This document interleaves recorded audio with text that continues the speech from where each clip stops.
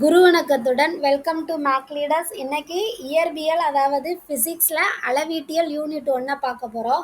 Right, அதுக்கு முன்னாடி ஏன் சயின்ஸில் ஃபஸ்ட் எடுத்த உடனே இயற்பியல் கிளாஸ் வச்சுருக்காங்கன்னு என்னைக்காவது யோசித்திருக்கீங்களா? யோசித்தது இல்லைல, நானும் யோசித்ததில்ல, இப்போ தான் சமீபத்தில் யோசித்தேன். ரைட்டு, பாப்பா அதுக்குரிய ஆன்சர் என்னன்னு. இப்போ மேக்ஸில் ஏன் நம்பர் சிஸ்டம் ஃபஸ்ட்டாக வைக்கிறாங்க யோசித்தீங்களா? ஏன்னா மேக்ஸ் டெய்லி லைஃப்பில் நம்மளோட வாழ்க்கையில் இந்த number system important role play பண்ணுது இல்லையா? நமக்கு ஸ்கூலில் ஃபீஸ் கட்டுறதுலேருந்து, நம்ம அம்மா அப்பா நமக்கு ட்ரெஸ் வாங்கி கொடுக்குறதுக்கு, பர்ச்சேஸ் பண்ணுறதுக்கு, அமௌண்ட் ஸ்பெண்ட் பண்ணுறதுலேருந்து எல்லாமே நம்பர்ஸ் தான் இல்லையா? நம்ம மார்க் வாங்குகிறோம் இல்லையா? மார்க் ஷீட்டில் மார்க் போடுறாங்க இல்லையா? அது என்னது? நம்பர்ஸ் தான். ஸோ நம்பர்ஸுன்றது எவ்வளோ பெரிய இம்பார்ட்டன்ட்னு புரியுதா? அதனால தான் மேக்ஸை பொறுத்த வரைக்கும் நம்பர் சிஸ்டத்தை வச்சிடுறாங்க. எல்கேஜிலேருந்து 12th ஸ்டாண்டர்ட் வரையும் நம்பர் சிஸ்டம் இல்லாத ஒரு சாப்டரே இருக்கவே இருக்காது. அதே போல தான் சயின்ஸை பொறுத்த வரையும் இயற்பியலும் நம்மளோட டெய்லி லைஃப்பில் தினந்தோறும் யூஸ் பண்ணுற அனைத்துலையுமே ஃபிசிக்ஸ் இருக்குது. ஆனால் அது ஃபிசிக்ஸ் தான் அப்படின்ற விஷயம் தெரியாமலே நம்ம அதை என்ன செய்வோம், யூஸ் பண்ணிக்கிட்டு இருப்போம். எப்படின்னு கேட்குறீங்களா? இப்போ நம்ம வீட்டில் கரண்ட் இருக்கா, லைட் எரியுதா, ஃபேன் ஓடுதா, எல்லாமே இருக்குது. ரைட், அது அத்தனைக்கு காரணம் என்னது? Alternative current. அதை யார் கண்டுபிடிச்சா? இயற்பியலாளர்கள் தானே. ஸோ அது ஃபிசிக்ஸ், இயற்பியல். நம்ம வீட்டில் உள்ள கரண்ட்டாக இருக்கட்டும், பால் கொதிக்குதா, அதோட வெப்பநிலை, அதோட கொதிநிலையாக இருக்கட்டும், நம்ம ஒரு பொருளை இங்கேருந்து லைட்டாக தள்ளி வைக்கிறோமா, இங்கேருந்து அங்கே தள்ளுறோம், மூவ் பண்ணுறோமா, இந்த இடத்துல இருந்து புக்கை இப்போ இங்கேருந்து அங்கே எடுத்து வைக்கிறோம், அதுவும் ஃபிசிக்ஸ் தான். ஓகேவா? நம்ம ஸ்டாண்டர்டாக அப்படி நிற்கிறோமா, நிலையாக கீழே விழாமல் ஒரு இடத்துல அப்படி நிலையாக நிற்கிறோமா, ஏன் நிற்கிறோம், அதுவும் ஃபிசிக்ஸ் தான். பொருள் இந்த என்ன சொல்ல, ஃப்ரூட்ஸ்லாம் மேலேருந்து ஏன் கீழே விழுகுது, அதுவும் ஃபிசிக்ஸ் தான். புவியீர்ப்பு விசையினால விழுகுது. Okay, right. மழை எப்படி பெய்யுது, அதுவும் ஃபிசிக்ஸ் தான். கடல் ஏன் நீல நிறமாக இருக்குது, அதுவும் ஃபிசிக்ஸ் தான். ஓகே, நம்மளோட டெய்லி லைஃப்பில் நம்ம பார்க்குற எல்லாத்துலேயும், நம்ம சுற்றி உள்ள இயற்கை அத்தனைத்துலேயுமே இயற்பியல் இருக்கிறதுனால தான் சயின்ஸோட அறிவியலோட பாடத்திட்டத்தோட அடித்தளம் எதுன்னு கேட்டாங்கன்னா, நீங்கள் கண் மூடிக்கே ஆன்சர் பண்ணலாம், ஃபிசிக்ஸ் தான், வேறு எதுவுமே கிடையாது. ஸோ அந்த ஃபிசிக்ஸை பற்றி தான் இன்றைக்கி நம்ம படிக்க போகிறோம். ஆல்பர்ட் ஐன்ஸ்டீன் தெரியும் இல்லையா? அவர் நம்ம கல்வியை பற்றி ஒரு கோட் கொடுத்துருக்காரு. என்னன்னு பார்க்கலாம். கல்வி என்பது தகவல்களை கற்றுக்கொள்வது மட்டும் இல்லை. நம்ம இப்போ படிக்க போகிறோமா, அதை நீங்கள் தெரிஞ்சுக்கிறது மட்டும் இல்லை, அந்த தெரிஞ்சுக்கிட்டதை சிந்திச்சு மனதை பயிற்சி பண்ணணும். சிந்திக்க மனத்தை பயிற்சி பண்ணணும். அப்போ தான் நீங்கள் நாளைக்கு ஒரு பொருளை கண்டுபிடிப்பீங்க. நாளைக்கு உங்களை பற்றி 4 பேர் என்ன செய்வாங்க? 4 இல்லை, 4 கோடி இல்லை, 40,000 கோடி இல்லை, எல்லாருமே இப்போ நீங்கள் ஐன்ஸ்டீன் யாருன்னு அவங்க நாட்டில் இருக்கவங்களுக்கு மட்டும் இல்லை, இன்னை வரையும் நம்மளும் படிக்கிறோம்ல, இந்தியாவில் உள்ள ஒவ்வொருத்தருமே என்ன செய்கிறோம், படிக்கிறோம். Okay, right. அதே போல் நாளைக்கு உங்களோட பேரும் என்ன செய்யலாம், வர்றதுக்கு பாசிபிள் நிறையா இருக்குது. நீங்கள் அதுக்குரிய முயற்சிகளை எடுத்தால் எல்லாமே என்னது, சாத்தியம்தான். ஓகே, ஆல்பர்ட் ஐன்ஸ்டீன் அவர்களுக்கு அதே போல் நம்மளோட இந்தியாவில் இருந்த யார், சிவி ராமன் அவர்களாக இருக்கட்டும், ஹோமி ஜஹாங்கீர் பாபா அவர்களாக இருக்கட்டும், எல்லாருக்குமே என்ன செய்யலாம், இந்த இடத்துல நிக்கோலஸ் அவர்களுக்கு, நிக்கோலஸ் டெஸ்லா அவர்களுக்கு, தாமஸ் ஆல்வா எடிசன் அவர்களுக்கு, இவங்க எல்லாத்துக்குமே ஒரு சின்ன நன்றியை நம்ம சொல்லிட்டு ஹோல் ஹார்ட்டடாக தேங்க்யூ சொல்லிடலாம். தேங்க்யூ சொல்லிட்டு நம்மளோட கிளாஸை ஸ்டார்ட் பண்ணுறதா கரெக்டாக இருக்கும்னு நான் நினைக்கிறேன். ஓகே, ரெடி, ஸ்டார்ட் பண்ணலாமா? ஓகே, வாங்க. அளவீட்டியலோட கற்றல் நோக்கங்கள் என்ன அப்படின்னு பார்த்தோம்னா, இதில் அடிப்படை அளவுனா என்ன, அடிப்படை அலகுனா என்ன, அலகு வேற, அளவு வேற. அளவுன்றது இப்போ உங்களுக்கே தெரியும். இப்போ என்ன, எனக்கு மட்டும் அளவு கம்மியாக இருக்குன்னு கேட்பீங்க, ரைட்டா? அதுதான் அளவு. அலகுன்றது யூனிட், சென்டிமீட்டர், மீட்டர், இதெல்லாம் இருக்கு இல்லையா? அது அலகுகள். அந்த அளவீட்டு முறையை, என்னென்ன அளவீடு முறைகள்லாம் இருக்குது அப்படின்னு நம்ம பார்க்க போகிறோம். வெப்பநிலை, பொருளோட அளவு, மின்னோட்டம்னா கரண்ட் சொன்னேன் இல்லையா, ஒளிச்செறிவு, இதெல்லாம் கண்டுபிடிக்கிறது. துல்லியத்தன்மை, பொருளோட துல்லியத்தன்மை எப்படி இருக்கும், நம்ம ப்ராக்டிக்கல் கிளாஸை வச்சு படிக்கலாம். ஓகே, தலக்கோணம், திண்மக்கோணம், பல வகையான கடிகாரங்கள், கணக்குகளை அளவீடு தொடர்பான கணக்குகளை தீர்த்தல், இதெல்லாமே நம்ம டே பை டே 1 by 1 என்ன செய்ய போகிறோம், படிக்க போகிறோம். இப்போ இன்ட்ரோடக்ஷன் கொடுத்துருக்காங்க, அறிமுகம் வந்து சயின்ஸ் இயற்பியலை பற்றி என்ன அப்படின்னு, அதனால என்ன யூஸ் அந்த மாதிரி கொடுத்துருக்காங்க.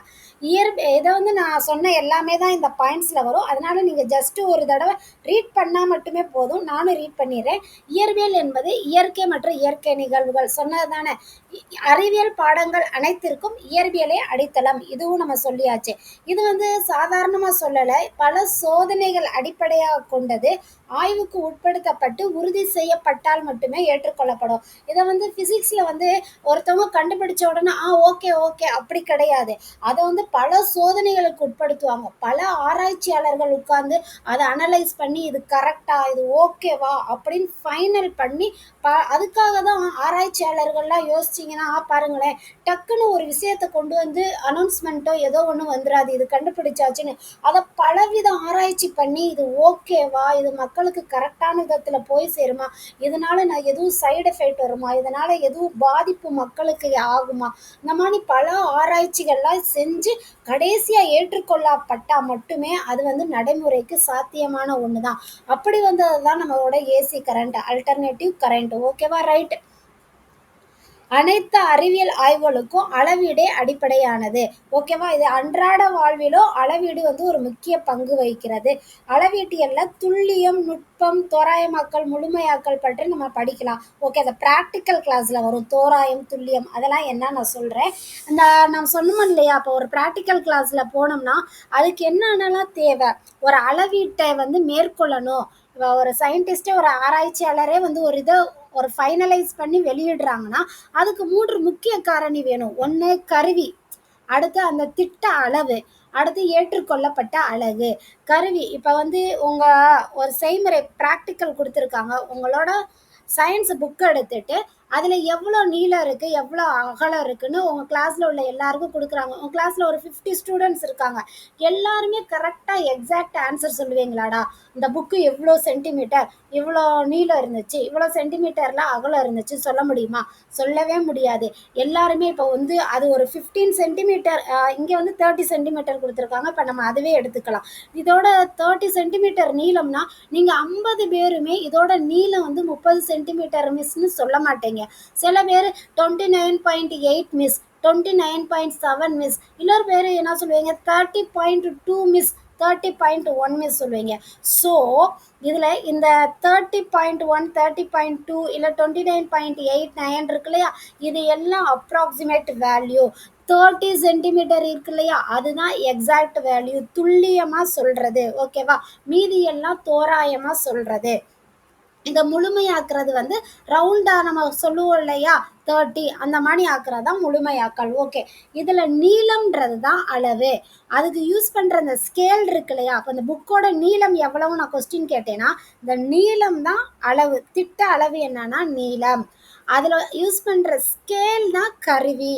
அதில் அந்த 30 சென்டிமீட்டர் இருக்கு இல்லையா ஆன்சர், அந்த சென்டிமீட்டர் தான் அலகு, யூனிட். ஓகேவா, இப்போ புரிஞ்சிருச்சுன்னா அளவு என்ன, கருவி என்ன, அலகு என்ன, இதுதான் நம்மளோட இம்பார்ட்டண்ட், நம்ம படிக்க போகிறதுல இம்பார்ட்டண்ட்டான ஒரு விஷயம். இதுக்கெல்லாம் வந்து எல்லாருமே அந்த யூனிட்டை வந்து ஒரே மணியாக எல்லா நாட்டிலையும் யூஸ் பண்ணுவாங்கன்னா கிடையவே கிடையாது.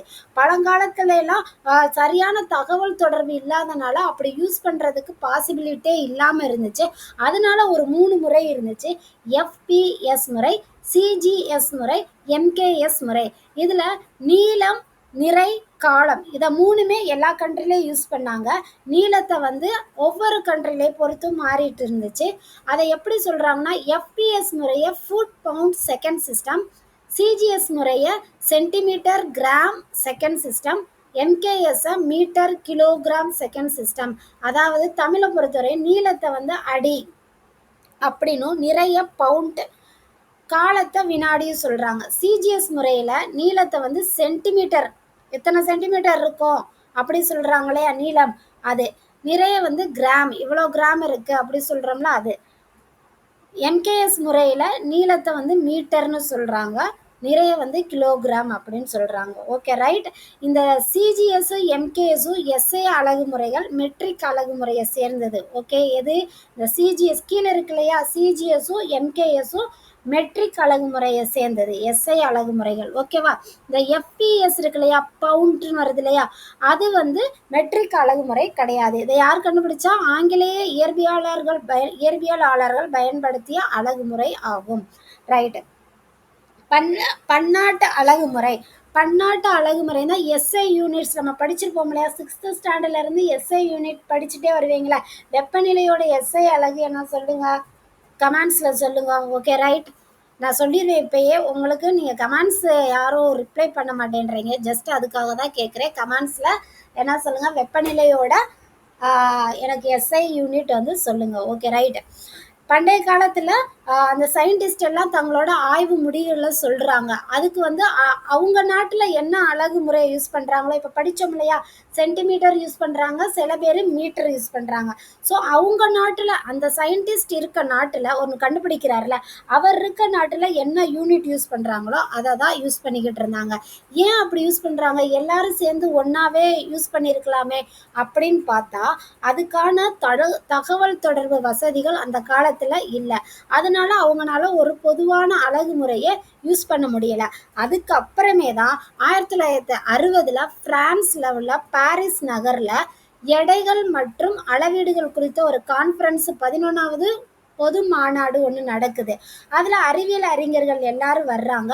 அப்போ இயற்பியல் அளவுகளுக்காக ஒரு பொதுவான அளவீட்டோட தேவையை வந்து எடுத்து சொல்கிறாங்க. இப்படி எல்லாருமே கண்டுபிடிக்கிறோம், ஆனால் வந்து அதோட யூனிட்ஸ் வந்து ஒவ்வொரு கண்ட்ரிலைக்கும் வந்து வேறு வேறு விதமாக இருக்குது, அது சரியாக வராது. அந்த மாதிரி பேச்சுவார்த்தையெல்லாம் பண்ணி கடைசியில் ஃபைனலாக என்ன பண்ணுறாங்கன்னா, சரி ரைட்டு, பன்னாட்டு அழகுமுறை எஸ்ஐ அழகுமுறைன்னு ஒன்று இன்ட்ரடியூஸ் பண்ணுறாங்க. அந்த எஸ்ஐ சிஸ்டமி இன்டர்நேஷ்னல்ன்றது ஃப்ரெஞ்சு வார்த்தையிலேருந்து எடுத்துக்கிட்டது.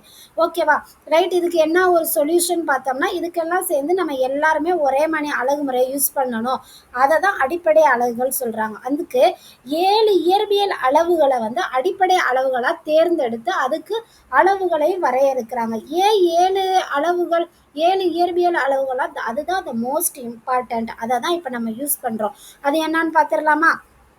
ரைட்.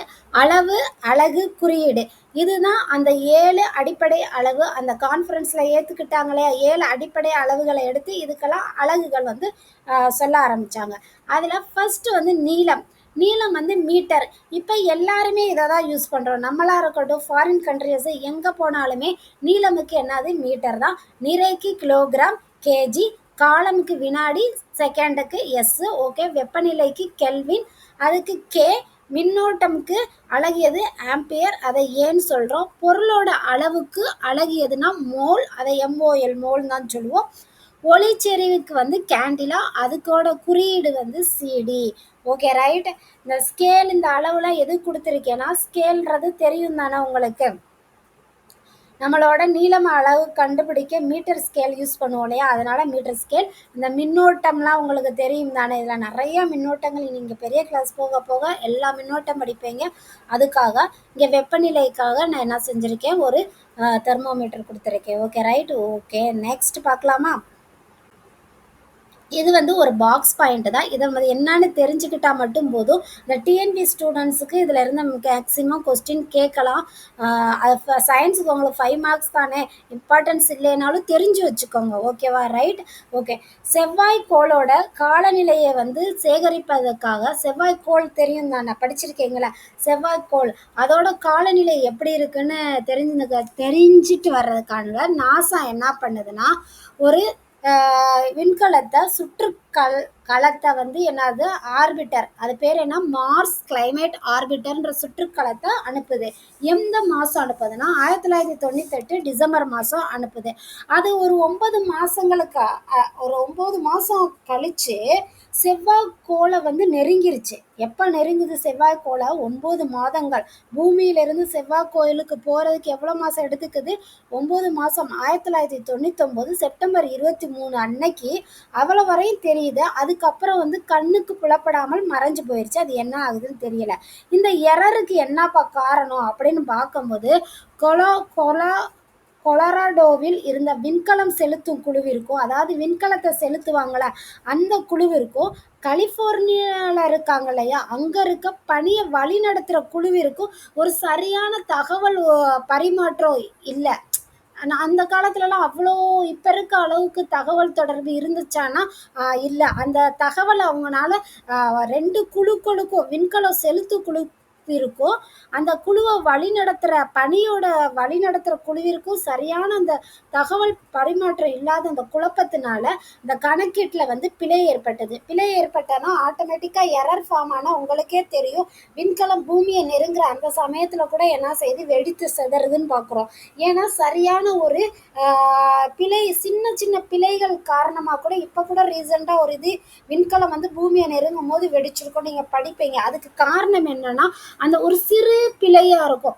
ஒரு சின்ன மிஸ்டேக்கா இருக்கும். Minute mistake. அந்த மைன்யூட் மிஸ்டேக் வந்து அந்த வெப்பநிலைய தாங்க முடியாம அது வெடித்து சிதறுது. ஓகேவா? ரைட்.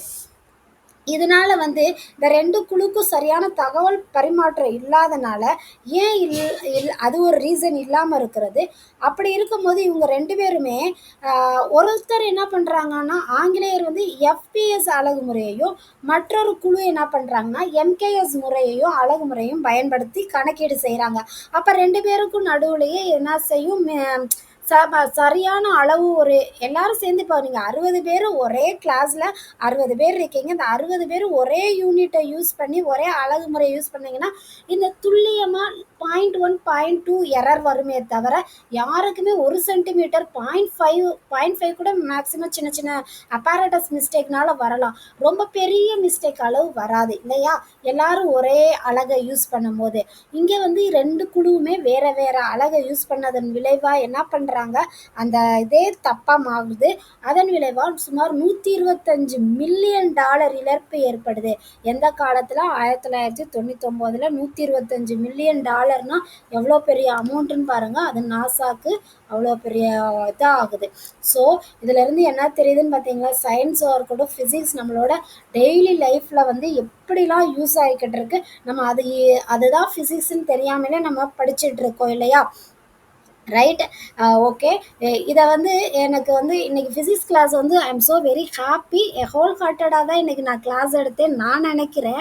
இதில் ஏதாவது நான் மாற்றிக்கணும்னு நீங்கள் நினைக்கிறீங்களா? இல்லை நல்லா இன்னைக்கு நான் கிளாஸ் எடுத்தேன்னு நினச்சிங்கன்னா தயவுசெய்து எனக்கு கமெண்ட்ஸில் சொல்லுங்கள். இன்னும் இதுதான் என்னோட ஃபஸ்ட்டு சயின்ஸ் கிளாஸ்.